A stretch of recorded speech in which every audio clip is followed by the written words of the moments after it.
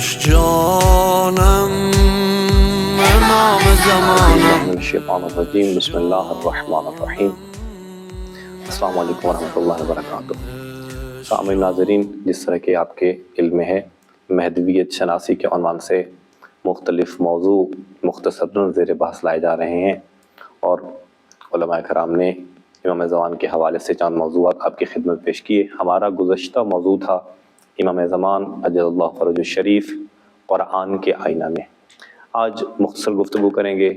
امام زمان اجل اللہ فرج الشریف کے وجود نازنین کے بارے میں، در آئینہ روایات کے روایات میں امام زمان کے ذکر کو کس طرح بیان فرمایا گیا. چونکہ ہم دیکھتے ہیں کہ قرآن کے بعد اصلی ترین اور اساسی ترین ہمارا جو منبع ہے، جو ماخذ ہے، جہاں سے ہم قرآن کی تفسیر حاصل کر سکتے ہیں،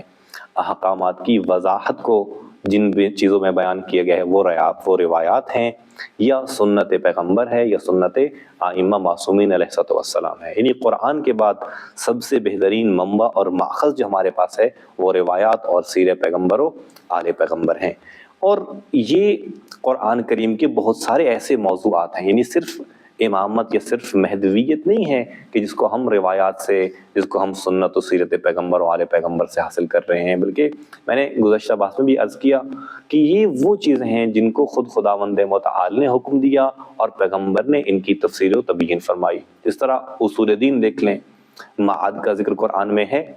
توحید کا ذکر قرآن میں ہے، نبوت کا ذکر قرآن میں ہے، لیکن بہت ساری ایسی جزیات ہیں جن کو ہم روایات کے ذریعے سمجھتے ہیں، روایات کے توسط سے ہم اس حقیقت تک پہنچتے ہیں. اسی طرح فروعات دین ہیں جس میں نماز ہے، روزہ ہے، حج ہے، زکوٰۃ ہے، جہاد ہے. تو یہ عناوین تو قرآن میں خداوند متعال نے بیان کیے، لیکن ان کی تفصیل، ان کی تفسیر، ان کی تعویل جو ہے وہ ائمہ معصومین کی سیرت اور سنت سے اور روایات سے ہم تک پہنچی ہے. اور انہی چیزوں میں سے، انہی عناوین میں سے مہدویت ایک ایسا بنیادی اور اساسی ترین موضوع ہے کہ جو خود پیغمبر ختمی مرتبت کے زمانے سے زیر بحث آیا ہے. یعنی جب امام اجل اللہ فرج الشریف اس دنیا میں تشریف نہیں لائے تھے، حتیٰ امام کے اجداد اس دنیا میں نہیں آئے تھے، یعنی خود پیغمبر کے زمانے میں، مولا امیر کے زمانے میں یہ بحث زیر موضوع رہا ہے، یہ موضوع زیر بحث رہا ہے. نہ صرف یہ کہ یہ موضوع زیر بحث رہا ہے، بلکہ خود ائمہ سے کثیر تعداد میں روایت اس مہدویت کے موضوع پر وارد ہوئی ہیں. اس طرح کہ اگر احادیث مہدویت کا مطالعہ کیا جائے تو پیغمبر ختمی مرتبت کے بہت سارے کبار اصحاب، بڑے بڑے صحابی جو ہیں، انہوں نے ان احادیث کو پاک پیغمبر سے نقل فرمایا. اور اس موضوع کی اگر کتابوں کے متعلق دیکھا جائے تو ہمارے شیعہ میں سے کافی میں، جو ہماری قدیمی ترین کتاب ہے، اولین منابع شیعہ میں سے ہے، کافی میں امام زمان کے بارے میں، مہدویت کے موضوع کے بارے میں بہت ساری احادیث نقل ہوئی ہیں. کافی کے بعد غیبت نعمانی میں، یہ دوسری ایسی کتاب ہے جس میں مہدویت کے موضوع کو زیر بحث لایا گیا ہے. غیبت نعمانی کے بعد کمال الدین و تمام النعمہ ہے، الارشاد ہے، غیبت شیخ طوسی ہے. یہ شیعہ علماء میں سے ہیں. علامہ مجلسی، چونکہ بعض محققین نے یہ نقل کیا ہے کہ بہار کی 3 جلدوں میں 51، 52 اور 53 جلد جو بہار الانوار کی ہیں، ان میں علامہ مجلسی نے ان تمام احادیث کو جو مہدویت کے موضوع کے ساتھ مرتبط تھیں، ان 3 جلدوں میں جمع فرمایا ہے. اور صرف یہ نہیں کہ فقط شیعہ علماء نے اس پر کام کیا ہے، بلکہ بہت سارے ایسے علماء اہل سنت بھی ہیں کہ جنہوں نے مہدویت کے عنوان سے بہت ساری احادیث نقل کی ہیں، جن میں خود مسند احمد بن حنبل میں، احمد بن حنبل سے روایات مہدویت کے موضوع پر موجود ہیں، سنن ابو داؤد میں، سنن ترمذی میں. حتیٰ بعض علماء اہل سنت نے امام زمان کے متعلق، مہدویت کے موضوع کے متعلق نہ صرف چند حدیث یا ایک باب، بلکہ مکمل کتب بھی تالیف فرمائی، جن میں ایک نام محمد بن یوسف گنجی شافعی ہے، جنہوں نے البیان فی اخبار صاحب الزمان، یہ ایک پوری کتاب ہے البیان فی اخبار صاحب الزمان کے نام سے، جو یہ شافعی مذہب ہیں، انہوں نے اس کتاب کو نقل کیا ہے. اور اس زمانے میں جو ہمارے قریب ترین دور میں لکھی کتاب ہے وہ منتخب الآثار ہے، جس کو آیت اللہ صافی نے تحریر فرمایا، تالیف کیا، اور یہ آیات یہ کتاب 922 روایات پر مشتمل ہے، جس کو تقریباً 175 مختلف کتب کے مطالعے کے بعد آغا صافی گل پیغانی نے تعریف کیا۔ یہ ایک عظیم کتاب ہے اور اس میں ایک بہترین مجموعہ احادیث مہدویت کے حوالے سے نقل ہوا ہے۔ اور اگر ہم مہدویت کو معصومین کے کلام کے عنوان سے دیکھیں تو پاک پیغمبر ختمی مرتبت صلی اللہ علیہ وآلہ وسلم سے لے کر امام عسکری تک مسلسل یہ ایک ایسا موضوع ہے جو زیر بحث رہا، اور بہت ساری کتابیں بھی لکھی گئیں۔ اگر ہم فقط مختصراً بیان کریں تو پاک پیغمبر کے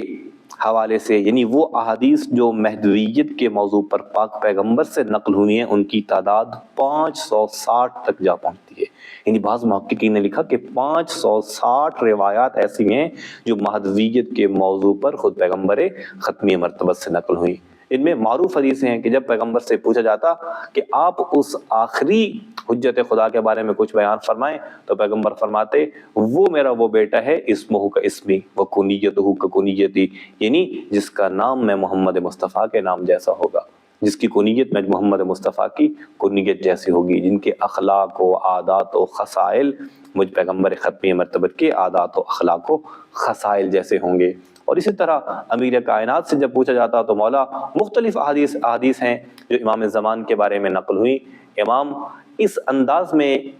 مہدویت کا، امام زمان کا تذکرہ فرماتے شوقاً الی رؤیتہ، فرماتے ہیں وَأَوْمَعَ بِيَدِهِ إِلَى صَدْرِهِ، کہ اپنے ہاتھ کا اشارہ اپنے سینے کی طرف کر کے فرماتے میں اس مہدی دوراں کی زیارت کا مشتاق ہوں۔ یعنی کتنا عظیم موضوع ہے کہ علی امیر کائنات جیسے شخصیت، خود پاک پیغمبر جیسی شخصیت، اور مفصل انداز میں مہدویت کا تعارف کروا رہے ہیں۔ اسی طرح مصحف فاطمہ میں وہ حدیث معراج موجود ہے جو جناب سیدنا نے نقل فرمائی کہ جب رسول خدا معراج پر گئے اور پاک پیغمبر نے اپنے تمام جانشینوں کو جب وہاں مشاہدہ اور ملاحظہ کیا تو اس حدیث کے جملے ہیں کہ خداوند متعال نے اس سلسلہ ہدایت کو پایان پہنچایا، اختتام پر پہنچایا، کس کے ذریعے؟ فرمایا امام عسکری کے بیٹے کے ذریعے جو کہ رحمت للعالمین ہے۔ یعنی خود امام زمان کے لیے لفظ رحمت للعالمین مصحف فاطمیہ میں حدیث معراج میں یہ چیزیں موجود ہیں۔ اور وہ معروف حدیث امام باقر سے، امام جعفر صادق سے مہدویت کے موضوع پر حتیٰ امام عسکری تک، یعنی ایک طولانی سلسلہ ہے روایات کا جس میں خود امام زمان کا، مہدویت کا اور ادوار مہدویت کا، خصوصیات زمان مہدویت کا تذکرہ ہوا ہے۔ اور اگر ہم اس کے ساتھ ساتھ سنی منابع کی طرف آئیں تو ہم دیکھتے ہیں کہ تقریباً جو بڑے بڑے اصحاب ہیں ان میں سے 60 اصحاب معروف، 60 اصحاب پیغمبر ایسے ہیں جنہوں نے مستقلاً بہت ساری احادیث پیغمبر سے